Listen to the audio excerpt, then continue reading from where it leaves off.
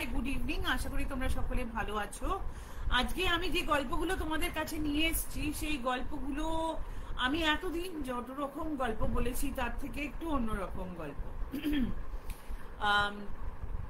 তার কারণ হচ্ছে যে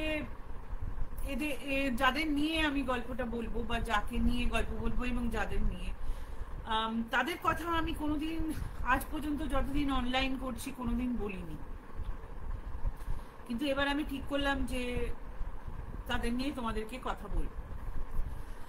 তোমরা যারা কলকাতা শহর, পশ্চিমবঙ্গ বা ধরো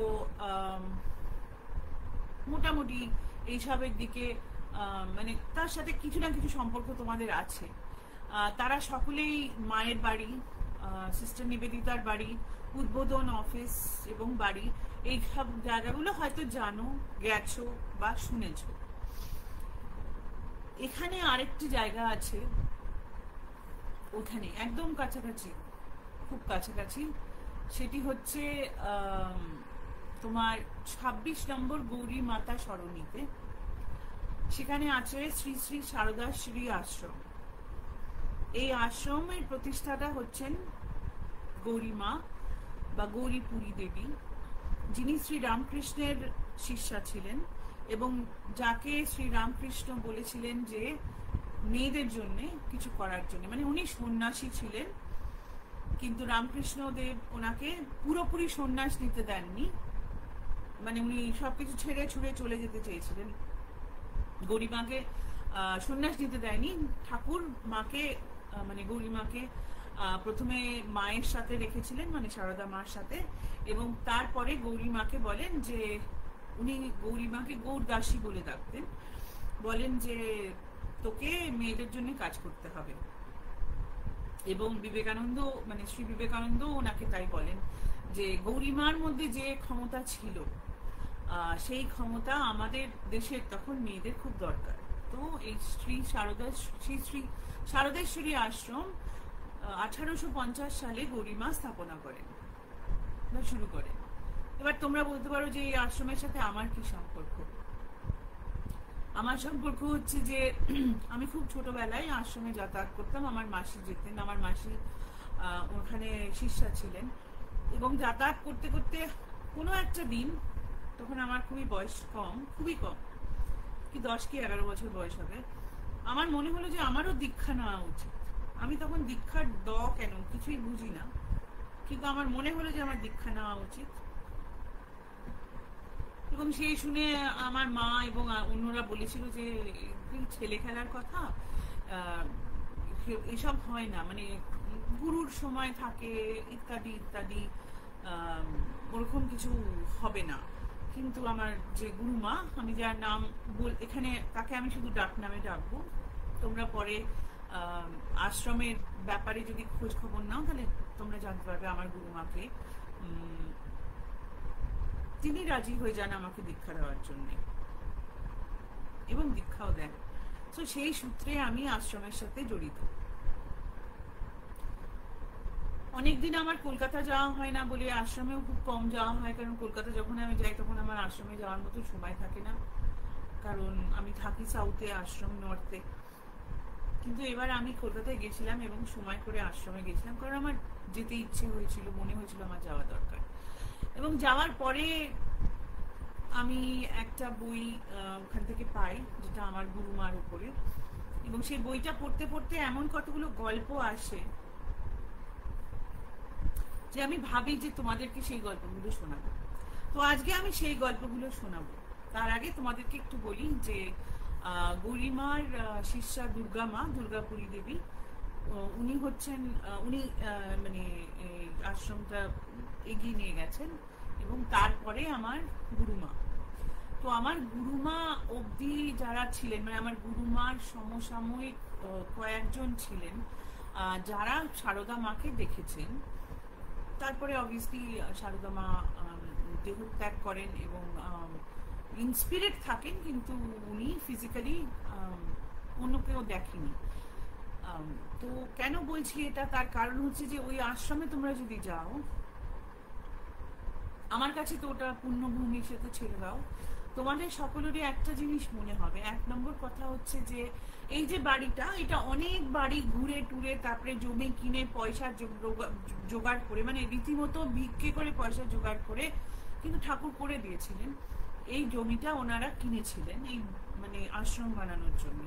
যখন আশ্রমের ভিত স্থাপনা হচ্ছে তখন গৌরীমা সারদা মাকে নিয়ে এসে ওখানে বসিয়ে দিয়েছিলেন, বলেছিলেন যে তুমি মানে ওনার কাছে শ্রীমা ছিলেন ভগবতী, তো ভগবতীকে ওখানে বসিয়ে ঘট মানে প্রথম শিলান্যাস হয় বা প্রথম ইটটা বসে। সেই জন্যে ওই বাড়িতে সারদা মুনি বা সারদা মা আছেন সমস্ত জায়গায়, অ্যাটলিস্ট আমার তাই মনে হয়।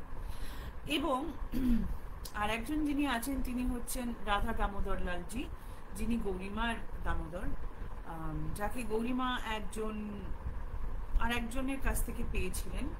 যখন দেখা হয়েছিল তখন দামোদর লাল ইচ্ছা প্রকাশ করেছিলেন যে উনি গৌরীমার সাথে থাকবেন, উনি আর যার সাথে ছিলেন তার কাছে থাকেননি। সেই জন্য সারা জীবন দামোদর লাল গৌরীমার সাথে ছিল এবং তিনি আশ্রমে প্রতিষ্ঠিত দেবতা।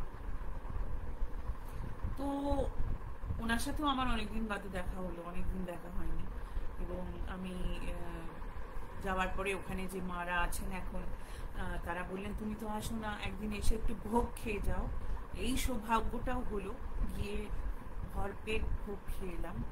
এবং আমি বইটা নিয়ে এলাম, আমার গুরুমা কমলা মার কিছু গল্প শোনাবো। এই যে গল্পগুলো শোনাবো এগুলো হয়েছে গৌরীমার সঙ্গে।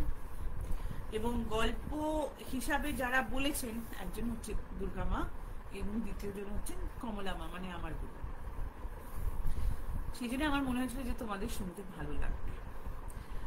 প্রথম গল্পটা যখন হয়েছে, প্রথম গল্পটা অনেকদিন আগে হয়েছে। প্রথম গল্পটা যখন হয়েছে তখন মানে আমার গুরুমা তখন এনাদের সাথে ছিলেন না, দুর্গা মা ছিলেন গৌরীমার সাথে। আশ্রম তখন সেরকম কিছু হয়নি। ওনার তখন আশ্রম ছিল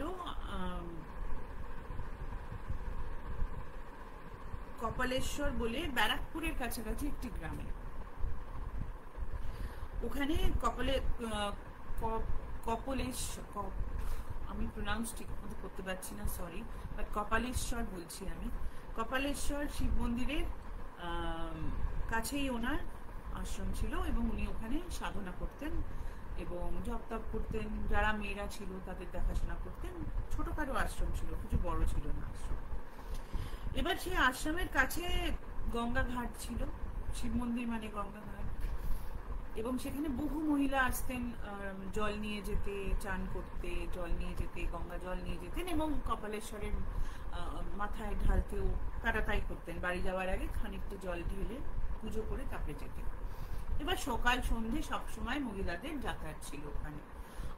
তারা সকালেও আসতেন, তারা সন্ধ্যেবেলাও আসতেন। তো ওখানে গৌরী মাকে যোগিনী মা বলে সবাই জানত তখন, এবং তাই বলেই ওনাকে ডাকতো, কারণ উনি তখন গভীর সাধনা করছেন। তো একদিন সন্ধ্যেবেলাতে দুজন অল্প বয়স্কা বউ ওখান দিয়ে জল নিতে গেছে এবং তারপরে একটা বউ কিরকম একটা অদ্ভুত হয়ে পড়ে গেছে এবং উল্টো পাল্টা কিছু একটা করছে। তো সঙ্গে যে বউটা ছিল সে খুব ভয় পেয়ে গেছিল। সে ভয় পেয়ে গিয়ে গৌরীমার আশ্রমে গেছেন, গিয়ে বলেছেন যোগিনী মা, ওকে দেখো, আমার মনে হচ্ছে ওই বউটাকে ভূতে ধরেছে, তুমি চলো, বুঝতে পারছি না আমি। তো গৌরীমা তখন জব করছিলেন, কিন্তু এরকম একটা অল্প বয়স্কা বউ সন্ধ্যেবেলা দেখে উনি ভেবেছেন যে নিশ্চয়ই কিছু হয়েছে, মানে ভূতে ধরেছে উনি ভাবেননি, উনি ভেবেছেন কিছু একটা হয়েছে। তো উনি গেছেন, ওখানে গিয়ে দেখেছেন যে ওই যে বউটা সে ওরকম পড়ে আছে, অদ্ভুত ভাবে কাঁপছে, উল্টো পাল্টা কথা বলছে। তো তখন গরিমা দেখলেন যে মানে বউটার চুলটা খোলা, এলো চুল, ভেজা চুল, গায়ে জামা কাপড় ভেজা, কারণ চান করে এসছে। তখন উনি বুঝতে পারলেন যে নিশ্চয়ই কিছু একটা ব্যাপার হয়েছে। মানে উনি বুঝলেন যে এর উপরে কিছু একটা হয়েছে, মানে এটা স্বাভাবিক ব্যাপার নয়। তো উনি ওখানে খড়কুটো জেলে আগুন জ্বালালেন এবং তার মধ্যে অনেক কিছু জিনিসপত্র দিলেন, সর্ষে মরিচ ইত্যাদি ইত্যাদি। যে গল্প বলছে সে তখন অনেক ছোট ছিল, বুঝতে পারছো। এবং দিয়ে একটা লাঠি দিয়ে সপাং সপাং করে আগুনের ওপরে মারতে শুরু করলেন এবং বউটাকে দুটো ঘা দিলেন। দুটো ঘা দেওয়ার পরে হঠাৎ ওখানে যে পঞ্চবটি তলা ছিল সেখান থেকে মানে তারপরে দেখলেন কিছু হচ্ছে না, মানে মারাটার পরে কিছু হচ্ছে। তখন উনি কাছাকাছি যে পঞ্চবটি তলা ছিল ওখানে, ওই কপালেশ্বর মন্দিরের কাছে, সেখানে উনি বসে একটু রাম নাম করতে শুরু করলেন। কেন করতে শুরু করলেন সেটা আমরা জানি না, কিন্তু উনি রাম নাম করতে শুরু করলেন। সুমধুর গলা ছিল ওনার, রাম নাম করছেন। তখন রাম নাম করছেন, তখন পাশ থেকে একটা ছায়ামূর্তি বেরিয়ে এসে বলল যে, যোগিনীমা তুমি এসব কি করছো? তখন উনি জিজ্ঞেস করলেন যে তুমি কে, এই বউটাকে কেন কষ্ট দিচ্ছ? তখন ছায়ামূর্তি উত্তর দিল যে, দেব না, এই বউটার এত বড় আসপর্দা, আমি এখানে পঞ্চবটি তলায় বসে জব করি, জব করে এই জায়গাটাকে ঠিকঠাক রাখি। ও চান করে এসেছে, এসে ওর এলো মানে ওর যে আঁচল, ওর যে ভেজা আঁচলটা আমার গায়ে লেগেছে, তো ও কি অন্য জায়গা দিয়ে যেতে পারলো না? আমার গায়ের ওপর দিয়ে আঁচল নিয়ে কেন গেল? তখন গৌরীমা জিজ্ঞেস করেছেন যে আপনি কে বাবা? উনি বুঝতে পেরেছেন যে এ কোনো সাধারণ আত্মা নয়, সাধারণ প্রেত বা ভূত নয়। জিজ্ঞেস করেছেন আপনি কে বাবা? বলছেন, তো ছায়ামূর্তি বলেছেন যে আমি এখানে, আমার নাম মহাবীর, আমি এখানে থাকি, আমি এখানে জব করি, সাধনা করি, এই স্থানকে আমি রক্ষা করে রাখি। তখন গৌরীমা খুব বিনীত হয়ে ওনাকে বলেছেন যে দেখুন ও তো বাচ্চা মেয়ে, ও খুব ভুল করেছে, আপনি ওকে ক্ষমা করে দিন, ওকে এরকম ভাবে কষ্ট দেবেন না, বুঝতে পারিনি তো, ও তো জানতো না, ও না জেনে করেছে। তখন মহাবীর বলেছে যে ঠিক আছে, আর তুমি রাম নাম করেছো, আমি খুব প্রসন্ন হয়েছি, তো ওকে বলো, বউটাকে বলো যে আবার গিয়ে গঙ্গা স্নান করবে, করে এসে এখানে নাক্ষর দেবে, তাহলে করে আমি ওকে ছেড়ে দেবো। এবার ব্যাপার হয়েছে যে এই ঘটনাটা যখন ঘটছে, বুঝতে পারছো, একটা সন্ধ্যেবেলার দিকে বাড়িতে বউ ফেরেনি, দুটো বউ ওখানে আটকে গেছে, কিছু কিছু লোকজন আশ্রমে ছিল, আস্তে আস্তে গ্রামের মধ্যে খবরটা ছড়িয়ে পড়েছে। এবার লোকজন আসতে শুরু করে দিয়েছে, গ্রামের সব লোকজন ওখানে এসেছে, কিন্তু কেউ চিৎকার চাচমিচি করছে না। দেখছি যোগিনী মা কারোর সাথে কথা বলছে, ওরা তো কাউকে দেখতে পাচ্ছে না, না দুর্গা মা যিনি গল্পটা বলেছেন তিনিও কাউকে দেখতে পাচ্ছেন। তো তখন গরিমা বলছেন মহাবীরকে, এরা শুনেছে যে উনি তখন বলছেন যে আপনি একটু প্রসন্ন হন, আপনি ভোগ গ্রহণ করুন। তখন মহাবীর বলেছেন যে ঠিক আছে, তোমার ঘরে কি আছে? আখের গুড় আছে? তো গরিমা বলেছেন হ্যাঁ আছে। বলছে ঠিক আছে, কলা পাতাতে আমায় আখের গুড় দাও। তো তখন গরিমা মানে ভিড়ের মাঝখানে ওনার যে একজন ভক্ত ছিলেন তাকে বললেন যে কলা গাছ থেকে একটা নতুন পাতা কেটে আনো, ভালো দেখে কচি দেখে পাতা কেটে আনো, আর নতুন গুড়ের যে মানে কি হয়, কলসি হয়, কলসি সেটা নিয়ে এসো, ঘর থেকে নিয়ে এসো, আর একটা কুশাসনও নিয়ে এসো। তো প্রথমে উনি বললেন, তারপরে উনি দুর্গা মাকে ডাকলেন, বললেন যা গঙ্গা জল নিয়ে আয়। প্রথমে গঙ্গা জল দিয়ে গোটা জায়গাটাকে ধোয়া হলো, তার উপরে কুশাসন পাতা হলো, তার উপরে পরিষ্কার কলা পাতা পাতা হলো, এবং তারপরে গরিমা কলা পাতার উপরে গুড় ঢালছেন, এবং দেখে মনে হচ্ছে কেউ খাচ্ছে, কারণ বাকি লোক এবং অন্য কেউ ওই ছায়ামূর্তিকে বা ওই মহাবীরকে দেখতে পাচ্ছে না, কিন্তু তারা দেখছে যে কলা পাতার উপরে গুড় পড়ছে। এবার যদি কোনো লোক না থাকে, সেই গুড় তো গড়িয়ে যাবে, কলা পাতা, বুঝতে পারছো তোমরা, কিন্তু সেই পাতার উপরে গুড় পড়ছে, কিন্তু যে কেউ খাচ্ছে সেটা উনি বুঝতে পারছেন, সবাই ওখানে বুঝতে পারছে। এবার খালি হয়ে গেল কলসি গুড় দিতে দিতে, এবং তারপরে উনি জল দিলেন, কারণ গুড় খাইয়েছেন, জল দেবেন তো। জল খাচ্ছে, যে পাতার উপরে জল পড়ছে না, জলটা উনি কলসি থেকে ঢালছেন, জলটা মানে তুমি যদি হাতে এরকম করে নাও যেরকম জলটা আটকে যাবে, সেরকম আটকে গেছে। সবাই কিন্তু এটা দেখতে পেয়েছে।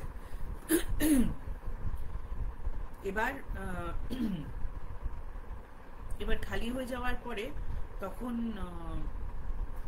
গরিমা করলেন কি, তখন মন্ত্রপাঠ করতে শুরু করলেন, মন্ত্রপাঠ শুরু করে একদম পুরো ভূমিষ্ঠ হয়ে ওখানে প্রণাম করলেন, এবং ওনার দেখা দেখি সবাই ওখানে প্রণাম করলো। ততক্ষণে বউটা কিন্তু অনেকটা স্বাভাবিক হয়ে এসছে।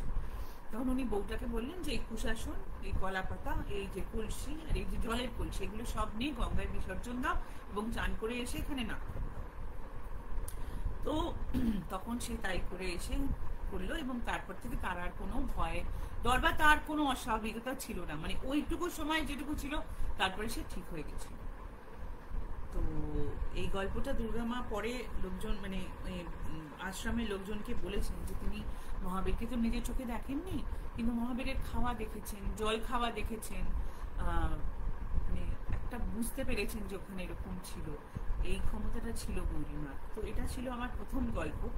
কেমন লাগলো তোমাদের এটা বলো, তারপরে দ্বিতীয় গল্পটাতে যাবো।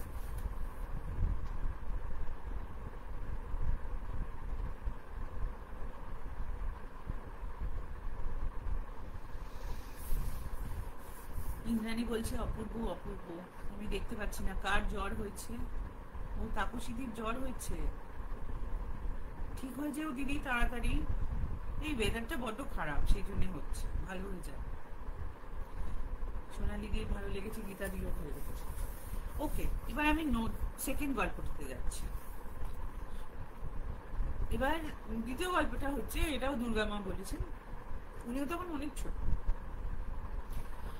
গরিমা একবার ব্যারাকপুর থেকে শ্যামনগর নৌকো করে যাচ্ছেন, অনেক জিনিসপত্র, প্রয়োজনীয় জিনিসপত্র, বই টই ইত্যাদি ইত্যাদি নিয়ে নৌকো করে যাচ্ছেন, এবং তার সাথে ওনার সঙ্গে যাচ্ছেন সুরেশ আর কুলপ্রসাদ নামে দুজন ব্রাহ্মণ সন্তান ওদের নৌকাতে।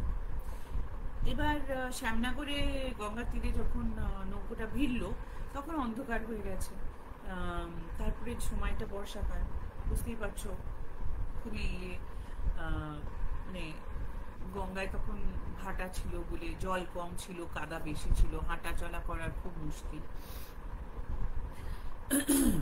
তো গরিমার শরীরটা খুব ভালো ছিল, মানে দুর্গা মার শরীরটা খুব ভালো ছিল না, সেই জন্য গরিমা ঠিক করলেন যে দুর্গা মাকে নিয়ে তিনি রাত্রিবেলা নৌকোতে থাকবেন এবং সকালবেলা যখন দেখতে দেখতে পাবেন ঠিকঠাক করে তখন উনি ওনাকে নিয়ে যাবেন। এবার কিছু জিনিস নিয়ে এই দুজন কুলদা আর সুরেশকে গরিমা পাঠালেন, যেখানে জিনিসপত্রগুলো দিতে হবে সেখানে পাঠিয়ে দিলেন, বললেন তোমরা দিয়ে এসে তোমরা নৌকায় ফেরত এসো, আমরা এখানে খাওয়া দাওয়া করে থাকবো আজকে রাত্রিরের মধ্যে। এবার সময় চলেই যাচ্ছে টাইম, মানে অনেকটা সময় হয়ে গেছে, যতটা দরকার তার থেকে অনেক বেশি সময় চলে গেছে, কিন্তু না কুলদা না সুরেশ কেউ ফিরছে না। উনি তো খুব চিন্তিত হয়ে পড়লেন, বুঝতেই পারছো, মানে বুঝতে পারছেন না কি হয়েছে, ওরকম রাত্রি বৃষ্টি হচ্ছে, গঙ্গা, মানে তোমরা জায়গাটা চিন্তা করে দেখো কিরকম অবস্থা। তো এমন সময় একজন মাঝিকে উনি পাঠিয়েছিলেন, সেই মাঝি এসে বলল যে কুলদা বাবুকে সাপে কেটেছে, ডাক্তার এসে ব্যান্ডেজ করে দিয়ে গেছে, কিন্তু তার বাঁচার কোনো আশা নেই। তখনকার দিনে এত অ্যান্টিভেনম বা সব জিনিস ছিল না, বা তখন আমাদের দেশে হয়তো যেগুলো আমরা জানতাম যে সাপে কাটতে কি করতে হয় সেই সব জিনিসগুলো অনেকটা লোকজন ভুলে গেছিল বা হয়ে গেছিল। এবার এই শুনে তো গৌরীমা খুব ভেঙে পড়লেন এবং খুব দুঃখিত হয়ে পড়লেন যে পরের ছেলে আশ্রমের সেবা করতে এসছে, সেখানে এসে সে এরকম তার অবস্থা হবে। তো উনি খুবই এই দুঃসংবাদে রেগে গেলেন, এবং মাঝে মাঝে উনি রেগে যেতেন। রেগে গেলেন কার ওপরে? না, শ্রী দামোদর লালের ওপরে রেগে গিয়ে বললেন যে সারাদিন আমার খাওয়া নেই, আমার বিশ্রাম নেই, সারাদিন আমি ভিক্ষা করে বেড়াচ্ছি এখান থেকে ওখান থেকে সেখান থেকে, যাতে তোমাকে ভালো রাখতে পারি, আর তুমি শুধু চন্দন আর মালা পরবে আর সুন্দর সুন্দর জামা পরবে আর খাবে দাবে আর ভালো থাকবে। এই যদি ব্রাহ্মণ সন্তান তোমার কাজে এসে এইখানে যদি আজকে মারা যায়, তাহলে বলছি ঠাকুর তোমাকে আজকে গঙ্গায় বিসর্জন দিয়ে যাও। তোমাকে আমি মানে ওনার এইখানে থাকতো, মানে দামোদর লালজি ওনার এখানে থাকতেন, গলায় থাকতেন।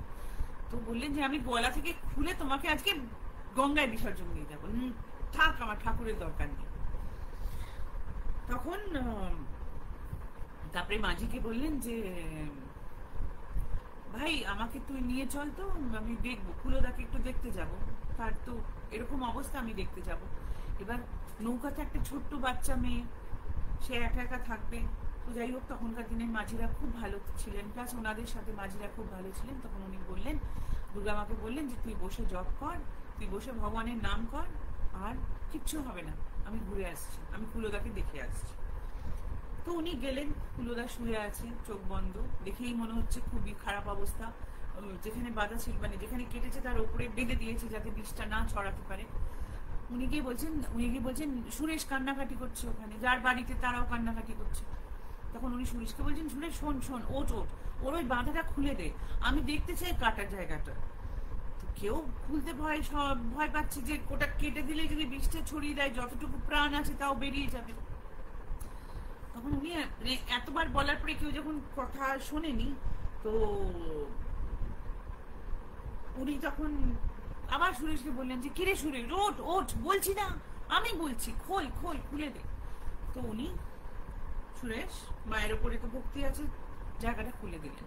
মা তখন জায়গাটাকে দেখলেন, হাত দিলেন না কিন্তু, তাকিয়ে দেখলেন, অনেকক্ষণ ধরে তাকিয়ে দেখলেন, দেখে বললেন যে কুলোদা বেঁচে যাবে, ওর কিচ্ছু হবে না। এই বলে সুরেশকে ওখানে রেখে, বাদ বাকি লোকজনকে রেখে উনি আবার মাঝির সাথে নৌকায় চলে এলেন, যেখানে গরিমা আছে। তো সেখান থেকে তো রাত্রিবেলা কোথাও যাওয়ার কোনো উপায় নেই, ওরা রাত্রিবেলা ওখানে নৌকাতেই আছে, যেরকম বলেছিলেন থাকবেন, পরের দিন আবার রওনা হবেন, যেখানে যেতে হবে। তো রাত্রিবেলা থাকলেন, এবং কুলোদার সেই রাত্রিরে খুবই মানে অবস্থা খারাপ হয়েছিল, কিন্তু সকালের দিক থেকে ও ঠিক হতে শুরু করে, ঠিক হতে হতে হতে কমপ্লিটলি ঠিক হয়ে যায়, মানে জ্ঞানও ফেরত আসে এবং রক্ষাও হয়ে যায়। তো দুর্গা মা বলেছেন যে দামোদর লালজি নিজের রক্ষা করার জন্য সেদিনকে কুলোদাকে ভয়ের চোটে, মানে গরিমার ভয়ে বাঁচিয়ে দিয়েছেন। বলছেন বাবা, কুলোদা যদি চলে যায়, মানে বলা যায় না এই পাগল আমাকে গঙ্গায় বিসর্জন দিয়ে দেবে, একে কোনো বিশ্বাস নেই। তো এটা ছিল আমার দ্বিতীয় গল্প। তোমাদের ভাল লাগছে তো? আশা করি তোমাদের ভালো লাগছে, আমি জানি না, আমার তো ভীষণ ভালো লেগেছে, সেই জন্য আমি শেয়ার করছি। তোমাদের বোর করছি না আশা করছি এই গল্পগুলোতে। আজকে আমার মানে মন প্রাণ ভরে গেছে তোমাদের এই গল্প শোনানোর জন্য। ঠিক আছে, তো পরের দুটো গল্প আমার গুরুমা কমলা মা বলেছেন, ওনার শোনা, মানে ওনার দেখা এবং শোনা, সেই জন্যে ওনার মুখ থেকে আমরা শুনছি। তো তোমাদের বলেছি যে এই আশ্রম প্রতিষ্ঠা হওয়ার আগে ওনারা অনেক ভাড়া বাড়িতে থাকতে হয়েছে, বুঝতে পারছো, মেয়েদের নিয়ে থাকতেন, তো একটা ভাড়া বাড়ি থেকে একটা ভাড়া বাড়ি থেকে একটা ভাড়া বাড়িতে ওনাদের থাকতে হতো। কিন্তু গরিমা তখন অনেক কিছু মানে অনেক কিছু পুজোর মানে নিয়ম মানে কি, দামোদর লালের পুজো তো সারাদিন হয়, সকালবেলা থেকে শুরু করে রাত্রিবেলা ওনার শোয়া অবধি সেবা পুজো সব হয়, সেটা উনি করতেন। কিন্তু তার সঙ্গে সঙ্গে উনি অনেক জিনিস শুরু করেছিলেন মেয়েদের এগুলো শেখানোর জন্য এবং করানোর জন্য, যেটা আজও পর্যন্ত হয়ে থাকে। যেরকম ধরো পয়লা বৈশাখের পুজো, তারপরে তোমার অক্ষয় তৃতীয়া, জন্মাষ্টমী, ঝুলন, রাখি পূর্ণিমা, যত উনি মানে দামোদর লালের সঙ্গে যুক্ত যেগুলো আছে সেগুলো তো করতেনই, তার সঙ্গে উনি সীতা নবমী করতেন, রাম নবমী করতেন, তার সাথে উনি করতেন দুর্গা পুজো, কালী পুজো, জগদ্ধাত্রী পুজো, অন্নপূর্ণা পুজো, বাসন্তী পুজো, সমস্ত রকমের পুজো। এবং সেই সব পুজোতে মানে জগদ্ধাত্রী, দুর্গা, অন্নপূর্ণা, কালী পুজো, দুর্গা পুজো ইত্যাদিতে কোনো প্রতিমার আয়োজন হতো না, শ্রী সারদা মাকে ভগবতী রূপে পুজো করা হয়, এখনো তাই। উনি হচ্ছেন সাক্ষাৎ ভগবতী। একমাত্র যে ঠাকুরের মূর্তি আসে আশ্রমে, সে হচ্ছেন সরস্বতী ঠাকুর। তার কারণ হচ্ছে কোনো একটা সময় মানে এই আশ্রম প্রতিষ্ঠা করার কোনো একটা সময় ঠিক আশ্রমের উল্টোর দিকে একটা বাড়ি নিয়ে ওরা মেয়েদের একটা স্কুল শুরু করে, এবং সেই স্কুলটা আজও পর্যন্ত চলছে। তো বালিকা বিদ্যালয়, সেখানে মেয়েরা হস্টেলে থেকেও পড়াশোনা করেছে এবং করে এখনো। তো সেই পুজোর মানে সেই স্কুলের জন্য একমাত্র সরস্বতী ঠাকুরের মূর্তি আসতো, বাকি সব মা শারদা। ওনার কাছে মা শারদা একদম ভগবতী ছিলেন, মা সারদা ভগবতী, সারদা যখন না। এবার পুজো হচ্ছে, তো এটা বাসন্তী পুজোর সময়কার ঘটনা। তো গরিমা সকালবেলা উঠে তার দামোদর লালের সেবা, চান ইত্যাদি ইত্যাদি করার পরে বসতেন দেবী পুজো করতে। এবার দেবী পুজো করার সময় অনেক সময় লাগতো কিন্তু এই পুজো টুজো করতে, ওনার উনি বসে উনি করতেন, কারণ দেবী পুজোতে প্রথমে উনি চণ্ডীপাঠ করতেন। তো চণ্ডীপাঠ এমন করতেন, মানে তোমরা আশ্রমে না গেলে আমি তোমাদেরকে বোঝাতে পারবো না, কিন্তু তোমরা চিন্তা করো একটা মোটামুটি তিনতলা বাড়ি, বড় বাড়ি, পুরোনো দিনের বাড়ি, এবং একদম ওপরে মানে 4 তলা ছাদের ওপরে দামোদর লালজির মন্দির, সেইখানে বসে উনি চণ্ডীপাঠ করছেন। কোনো মাইক নেই, কোনো কিছু নেই, সেই আওয়াজ গোটা আশ্রমে শোনা যেত, গোটা আশ্রমের কোনায় শোনা যেত। এত সুন্দর ওনার গলা ছিল, এত সুন্দর ওনার মানে উনি চণ্ডীপাঠ করতেন। তো এবং অবভিয়াসলি তোমরা জানো নিশ্চয়ই যে রামকৃষ্ণ মিশনেও এটা হয়ে থাকে, বেলুর মঠে হয়ে থাকে, আমাদের আশ্রমেও হয়। অষ্টমীর দিন কুমারী পুজো করতে। তো এরকম করে সব পঞ্চমী, ষষ্ঠী, সপ্তমী পুজো হয়ে গেছে। অষ্টমীর পুজো শেষ করে চণ্ডীপাঠ শুরু করেছেন, চণ্ডীপাঠ শুরু করেছেন এবং আশ্রমে সবাই দুর্গা নাম করছে, সকলেই ওনার সাথে মানে গলা মেলানোর তো চেষ্টা করবে না, বাট ওনার সাথে সাথে পুজো করছে। করতে করতে হঠাৎ আর চণ্ডীপাঠের আওয়াজ পাওয়া যাচ্ছে না, কোনো গলার আওয়াজ পাওয়া যাচ্ছে না। অদ্ভুত ব্যাপার, সবাই অবাক, এরকম তো কোনোদিন হয়নি, কোনো পুজোতে হয়নি। তো কিন্তু দেখতে যাওয়ার সাহস কারো নেই। উনি যখন চণ্ডীপাঠ করতেন বা পুজো করতেন, যখন ওখানে কারো যাওয়ার নিয়ম ছিল না, যতক্ষণ না উনি ডাকছেন। 1 মিনিট। এবং এই কথাটা সবাই মানত কিন্তু আশ্রমে। কিন্তু তখন রাধুমা, কমলামা খুব ছোট বয়সের ছিলেন, বুঝতে পারছো, একটু কৌতূহল থাকে মনে, তো কৌতূহলী হয়ে গেছে। গিয়ে মন্দিরের বাইরে একটু জানলা আছে, মানে মন্দিরটা না গোল, মানে দামোদর লালজির মন্দিরটা গোল মন্দির, একদম পুরো রাউন্ড, একদিকে দরজা আর একদিকে তোমার 2টো জানলা আছে, আর ওটা ছাদ, তো ওখান থেকে মানে দেখা যেত। এখন অনেকটা চেঞ্জ হয়ে গেছে, বাট একটা জানলা দিয়ে এখনো দেখা যায়, জানলা খোলা থাকে।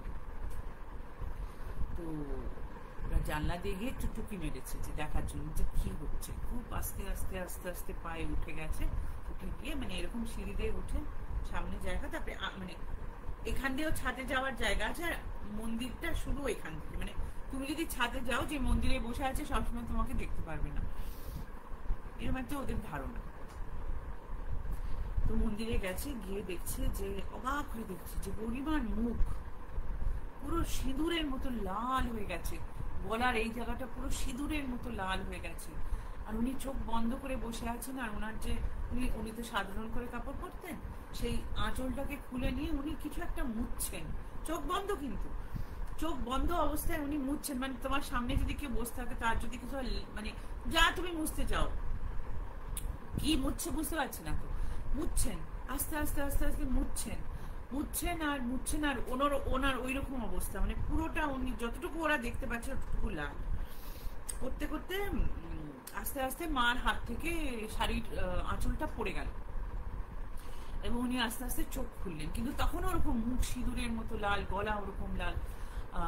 চোখ খুললেন, কিন্তু চোখ খোলার পরে ওরা বুঝতে পারছে যে এই দৃষ্টি এই জগতের নয়, উনি যে কোথায় আছেন, কোন জগতে আছেন ওরা বুঝতে পারছে না।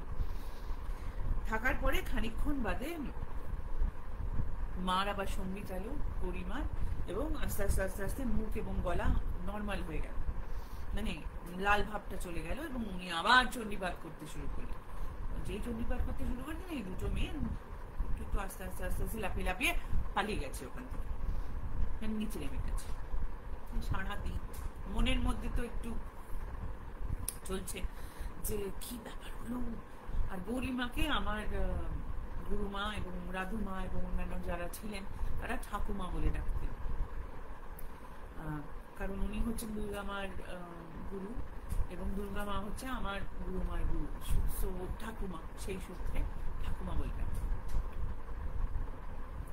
ভয় ভয় ভয় ভয় সন্ধ্যেবেলা যখন সব পুজো পাঠ শেষ করে উনি একটু এসছেন, পা টাচ করিয়ে একটু বসছেন, একটু মানে তখন একটু ঢিল সারাদিন যেরকম শক্তভক্ত পুজো টুজো করছে সবসময়, তখন একটু আরাম করে বসছে। তখন খুব গেছে দুটো মেয়ে গিয়ে জিজ্ঞেস করেছে যে ঠাকুমা তোমার আজকে কি হয়েছিল গো, তুমি যে পুজো করতে করতে চণ্ডী পাঠ করতে করতে কথা বন্ধ করে দিলে কেন?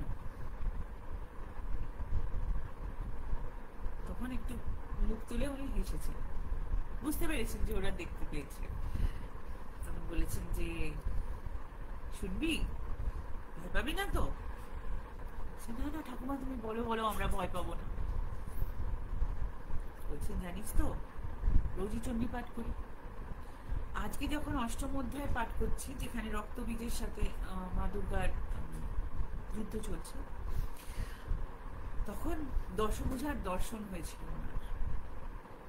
উনি তখন সেই যুদ্ধটা দেখতে পাচ্ছেন যে একজন গৌরাঙ্গ মানে গৌর মহিলা মা সুন্দর বেনারসি শাড়ি পরে লাল রঙের, হাতে গায়ে অনেক গয়না, 10টা হাতে অনেক অস্ত্র, যেরকম অস্ত্র থাকে, যুদ্ধ করছে রক্তবীজের সাথে। আর রক্তবীজকে যত মারছে যে ওর রক্তগুলো মার গায়ে পড়ছে, মার হাতে লাগছে, মার শাড়িতে লাগছে, মার অন্যান্য মানে গয়নাতে লাগছে। তো গৌরীমা বসে বসে মুছে দিচ্ছিলেন, রক্তগুলো মুছে দিচ্ছিলেন যাতে মাটিতে না পড়ে। তোমরা রক্তবীজের গল্প নিশ্চয়ই জানো যে 1 ফোঁটা রক্ত থেকে আরো 100টা রক্তবীজ হতো, তো সেটা করছিলেন। তার জন্য মা যেখানে লাগছিল ওখানে পরিষ্কার করে দিচ্ছিল। মা এত বড় যুদ্ধ একটা করছে রক্তবীজের সঙ্গে, চারিদিকে এরকম চলছে, করতে করতে করতে করতে মা রক্তবীজকে বধ করে ফেললেন, বিনা রক্তপাত করে রক্তবীজের শেষ হল। তখন উনি মোছা শেষ করে দিলেন এবং মার হাত মুখ সব পরিষ্কার করে উনি তখন মাকে প্রণাম করলেন, মানে দশভুজাকে প্রণাম করলেন।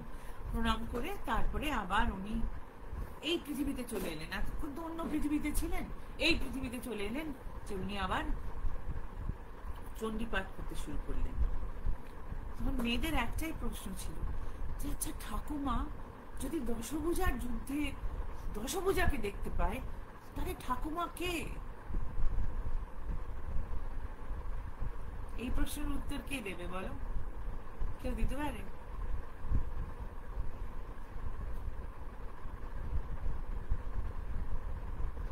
তোমাদের এবার লাস্ট গল্পটা বাকি আছে, তার আগে তোমাদের কমেন্টস দেখছি।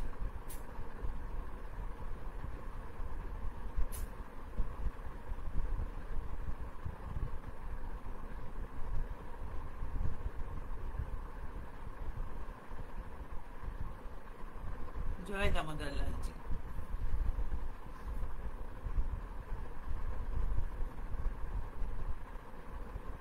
ঠিক বলেছি তো, উনি দুর্গাই ছিলেন। না, ঈশানী দক্ষিণেশ্বর নয়, এটা আমার আশ্রম, খুবই একটা ছোট জায়গা, মানে দক্ষিণেশ্বরের মতন বড় নয়। শ্রী শ্রী শারদেশ্বরী আশ্রম। এটা হচ্ছে তোমার 26 নম্বর গৌরী মাতা লেন, মানে তোমার ইয়ের কাছে, হিডেন স্ট্রিট, হাতিবাগানের কাছে জায়গাটা।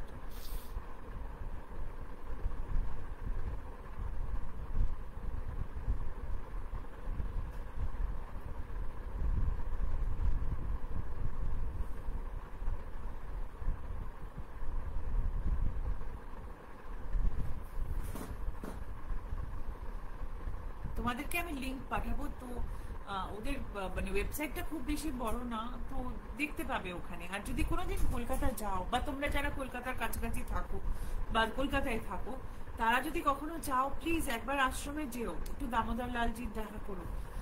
সকালবেলা যদি যাও 11:30 অবধি দামোদর লালজি দেখা দেন, এবং তারপরে সন্ধ্যেবেলা যদি যাও তাহলে পরে 5টা থেকে 7টা অব্দি উনি দেখাবেন, ওনাকে দেখতে পাবে তোমরা।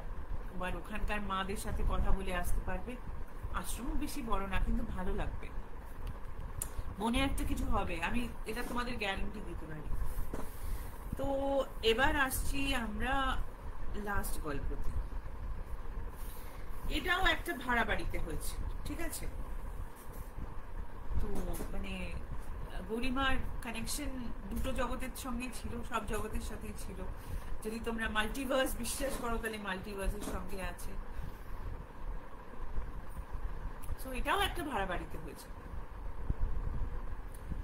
এবার দেখো, উনি বললাম তো সকালবেলা থেকে উঠে দামোদরের পুজো করতেন, স্নান ছিল, খাওয়া দাওয়া ছিল, বাল ভোগ থেকে শুরু হয়, তারপরে ডিফারেন্ট ডিফারেন্ট ডিফারেন্ট ডিফারেন্ট টাইমে দামোদরের অনেক রকম সেবা ইত্যাদি চলতে থাকে।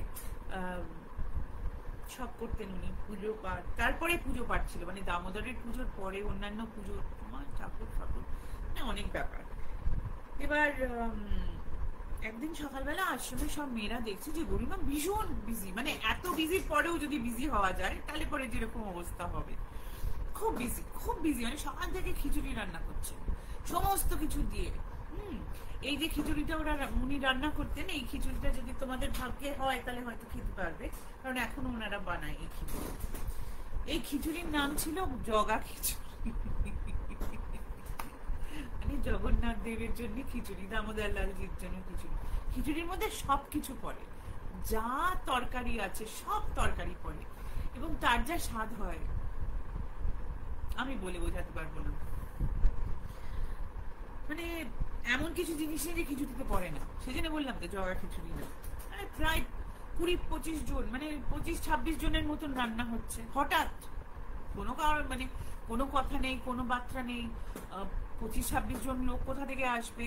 আর তোমাদেরকে এটাও বলি যে আমাদের আশ্রমে বা শ্রী শ্রী শারদেশ্বরী আশ্রমে শুধু মেয়েদের আশ্রম, এখানে ছেলেরা ঢোকেন না। 5 বছরের অবধি ছেলেদের আলাও, তারপরে ছেলেরা মানে বাইরে একটা ঘর আছে যেখানে তুমি লোকজনের সাথে দেখা করতে পারবে এবং মাদের সাথে দেখা করতে পারবে, কিন্তু আশ্রমের ভেতরে ঢুকতে পারবে না।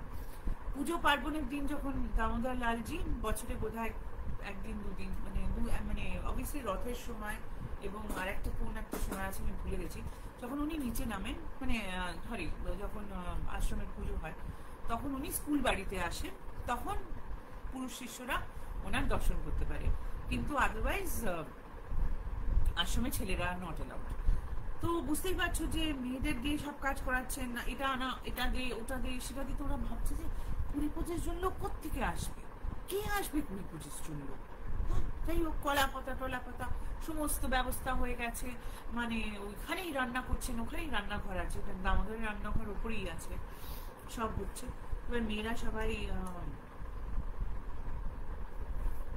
কে আসবে গো?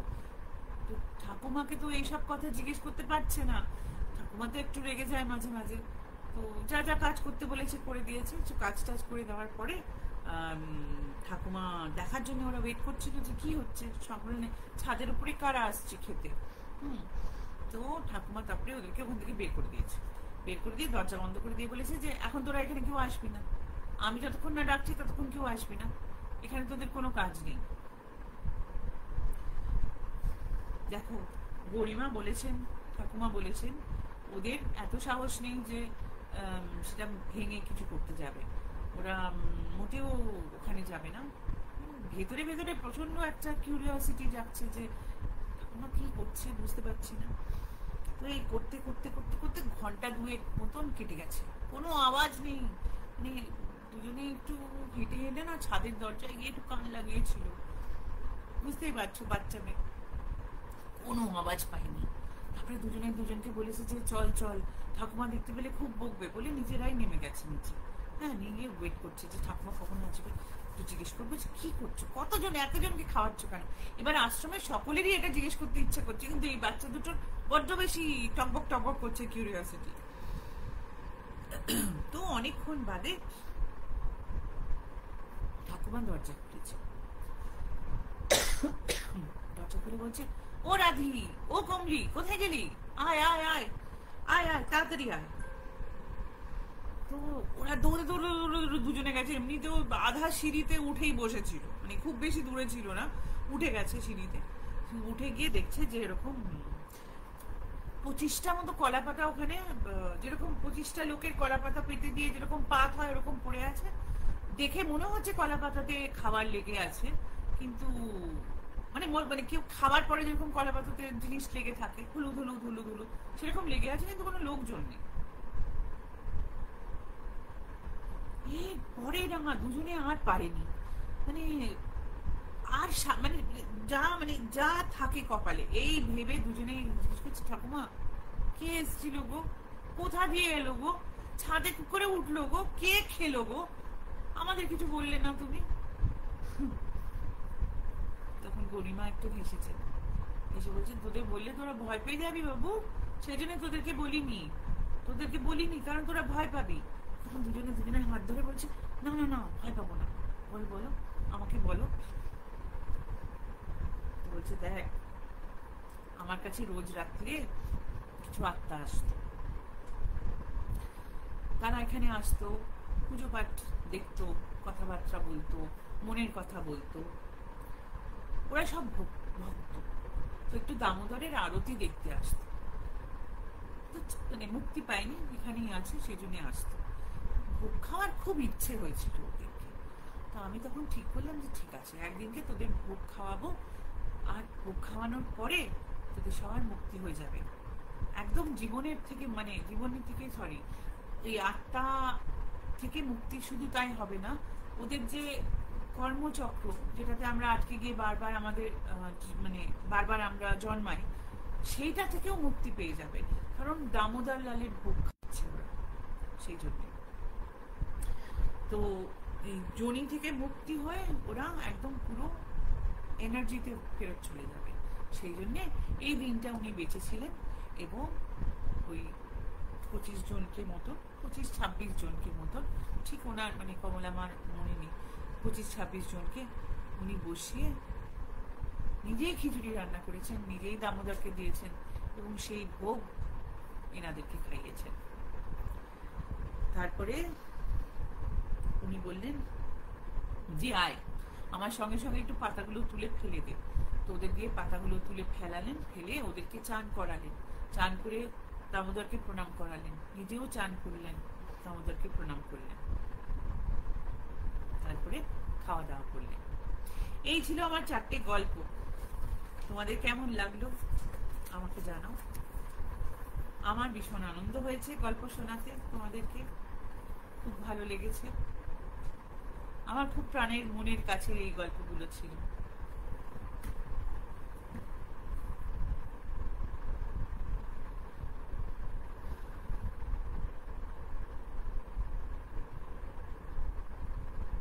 সবার খুব ভালো লেগেছে দেখছি, সবাই বলছি খুব আনন্দ পেয়েছে তোমরা এই গল্পগুলো শুনে। সত্যি সত্যি কথা। আমার গুরুমার কাছ থেকে সারদা মার সম্বন্ধে একটা গল্প আমি শুনেছিলাম, যদিও এরকম নয়, জেনারেল গল্প, কিন্তু আমার আজ পর্যন্ত ওটা অদ্ভুত লেগেছে। অবভিয়াসলি উনি অন্নপূর্ণা, ভগবতী সবই। তো যখন ঠাকুরের ভক্ত বাড়তে শুরু করলো, যে ছেলেরা, দামাল ছেলেরা সব জোর হচ্ছে কাজে, স্বামী বিবেকানন্দের সাথে অন্যান্য লোকেরা জড়তে শুরু করলো, সে ছেলেদের তো খেতে দিতে হতো না, ওনাকে তো রান্না করে খাওয়াতে হতো। তো দামাল সব ছেলে, তারা তো খাওয়া দাওয়া বেশি করে। তো সারদা মা কি করতেন, যে রাত্রিবেলা যে রুটি হতো, একটা করে রুটি খেলে তো ওদেরকে মানে উনি খাওয়াতে পারবেন না, মানে খোরাকটা অনেক বেশি ছিল। তো সারদা মা নাকি 7টা রুটি একসাথে বেলতে পারতেন। আমি করার চেষ্টা করেছিলাম, সিভিয়ারলি, মানে আমি 2টো রুটিও একসাথে বেলতে পারি না। উনি 7টা করে রুটি একসাথে বেলতেন, সেই রুটিগুলো গোল হতো, সেই রুটিগুলো অতুলনীয় রুটি হতো, মানে ওনার হাতে যদি রুটি খেতে পারতাম তাহলে তো কোনো কথাই ছিল না। কিন্তু উনি সাক্ষাৎ অন্নপূর্ণা, সেই জন্য একসাথে 7টা করে রুটি বেলতেন। এরকম মানে অন্য কেউ করতে পারতো না, ওনার সঙ্গে যারা ছিল। উনি একসাথে 7টা পারফেক্ট রুটি বেলতে পারতেন। এটা আমার গুরুমা দেখেছে, সেই জন্য ওনার কাছ থেকে শোনা এটা আমার কাছে গল্প। গল্প বলবো না, সত্যি ঘটনা, মানে এটা হয়েছে। তো আজকে আমি এখানেই শেষ করছি। খুব বড় সেশন করলাম না, ছোট সেশন করলাম। মনের মধ্যে একটা খুব আনন্দ আছে আজকে। আশা করি তোমাদের সকলের ভালো লেগেছে। আমি আশ্রমের ডিটেলস আমাদের গ্রুপে শেয়ার করব। তোমরা যারা, তোমাদের যাদের মনে হবে তারা যেও, দেখো, যদি সময় পাও ওদের পাশে দাঁড়ানোর চেষ্টা করো, আর ওদের সাথে গিয়ে দেখা করো। আর কিছু করো না করো, গিয়ে একটু দামোদর লালকে দেখে এসো, হাই হ্যালো বলে এসো, ঠিক আছে? নবদ্বীপেও ওনাদের একটা আশ্রম আছে, if I am not mistaken. তো যেখানে হয় তোমরা যেও, দেখা করো, কথা বলো, বা যদি চান্স পাও ঘুরে এসো কলকাতার আশ্রম থেকে। ওই বাড়িটার মধ্যে, ওই বাড়িটার একটা অনেক বড় মাহাত্ম্য আছে, সেই বাড়িটা থেকে একবার ঘুরে এসো, ভালো লাগবে। ঠিক আছে, সবাই ভালো থেকো। এই উইকটা তোমাদের খুব ভালো কাটুক। বাকি যারা লাইভ করতে আসবে তাদের লাইভে এসো, শুনো। কালকে রুমিদি করেছে, আবার কালকে প্রিয়দর্শিনী করবে, এবং আর কে আছে আমি ঠিক জানি না, বাট আরো লাইন আপ আছে। যারা পরে এটা ইউটিউবে দেখবে, আশা করি তোমাদের এইরকম নতুন গল্প ভালো লাগবে। এটা আমার প্রাণের মনের গল্প। আমার ইচ্ছে হচ্ছে তোমাদের সাথে শেয়ার করার, তাই করেছি। আমার এত পজিটিভ লেগেছে গোটা জিনিসটা, তাই আমি ভাবলাম কিছুটা পজিটিভিটি তোমাদের দিকেও দিই, একটু পজিটিভিটি তোমরাও নাও, তাই না? ঠিক আছে, ভালো থেকো সকলে।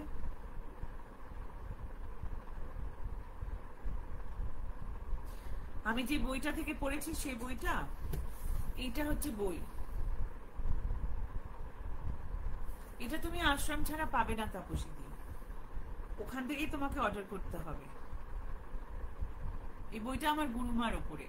তো ঠিক আছে, নমস্কার সকলে, গুড ইভিনিং, ভালো থেকো, আবার তাড়াতাড়ি দেখা হবে। ওকে, বাই বাই।